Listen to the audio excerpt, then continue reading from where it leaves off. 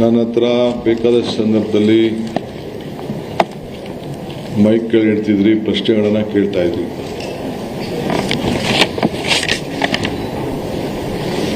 ಬಿಡದಿ ಯೋಜನೆ ಬಗ್ಗೆ,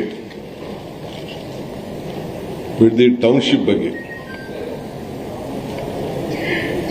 ಗೌರವಾನ್ವಿತ ಈ ದೇಶದ ಮಾಜಿ ಪ್ರಧಾನಮಂತ್ರಿಗಳು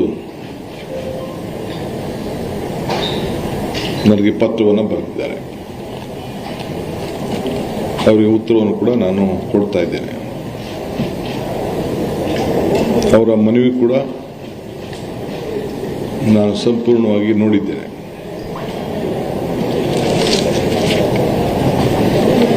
ಏನು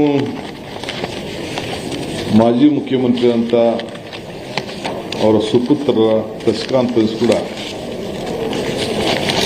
ಕೆಲವು ಪ್ರೆಸ್ ಕಾನ್ಫರೆನ್ಸ್ಗಳನ್ನ ಮಾಧ್ಯಮದಲ್ಲಿ ಗಮನಿಸಿದ್ದೇನೆ. ನಿನ್ನೆ ಬಿಡದಿಯಲ್ಲಿ ನಡೆದಂಥ ಘಟನೆ ನನ್ನ ಮನಸ್ಸಿಗೆ ಬಹಳ ನೋವಾಗಿದೆ. ರಾಜಕೀಯವಾಗಿ ಪ್ರೇರಿತವಾಗಿ ನಡೀತಾ ಇರೋಂಥ ಒಂದು ಕುಮ್ಮಕ್ಕಿನಿಂದ ನಮ್ಮ ಅಧಿಕಾರಿಗಳಿಗೆ ಬೇಕಾದಷ್ಟು ತಂದೆಯಾದಂಥ ಪಾಪ ರೈತರನ್ನ ತಪ್ಪುದಾರಿಗಿಳಿಯುವಂಥ ಒಂದು ವ್ಯವಸ್ಥೆ, ದೊಡ್ಡ ಸಂಚು ನಡೀತಾ ಇದೆ.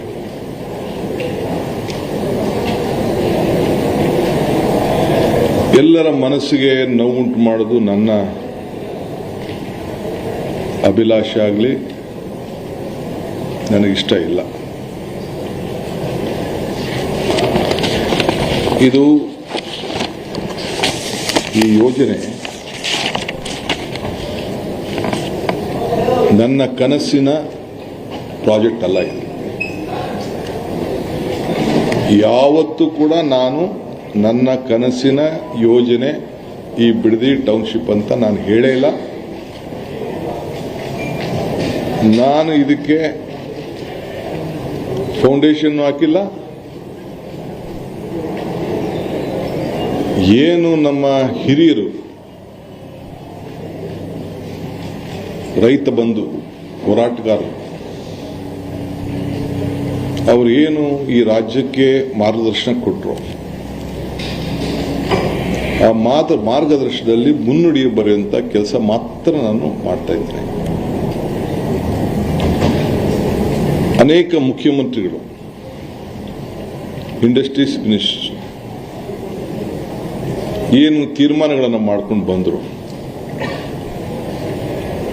ಅದನ್ನು ನಾನು ಮುಂದುವರಿಸಿ ಅಂತ ಹೇಳಿದ್ದೇನೆ. ನನಗೆ, ನಾನೊಬ್ಬ ರೈತನ ಮಗ. ನಾನು ಕಪಟ ವ್ಯವಸಾಯ ಮಾಡದೇ ಇದ್ರೂ ಕೂಡ ಹುಟ್ಟಿನಲ್ಲಿ ನಾನೊಬ್ಬ ರೈತನ ಮಗ. ಭೂಮಿ, ರೈತನ ಬದುಕಿನ ಬಗ್ಗೆ, ಅವನ ಶ್ರಮದ ಬಗ್ಗೆ ನನಗೆ ಆದಂಥ ವೈಯಕ್ತಿಕವಾದಂಥ ಅನುಭವ ಇದೆ. ನಾನು ಸಿಎಂ ಆಗಿರೋದು ಪಾಪ ಕೆಲವರಿಗೆ ತಡ್ಕೊಳಕ್ ಸಾಧ್ಯನೇ ಆಗ್ತಾ ಇಲ್ಲ, ನಿದ್ರೆ ಬರ್ತಾ ಇಲ್ಲ.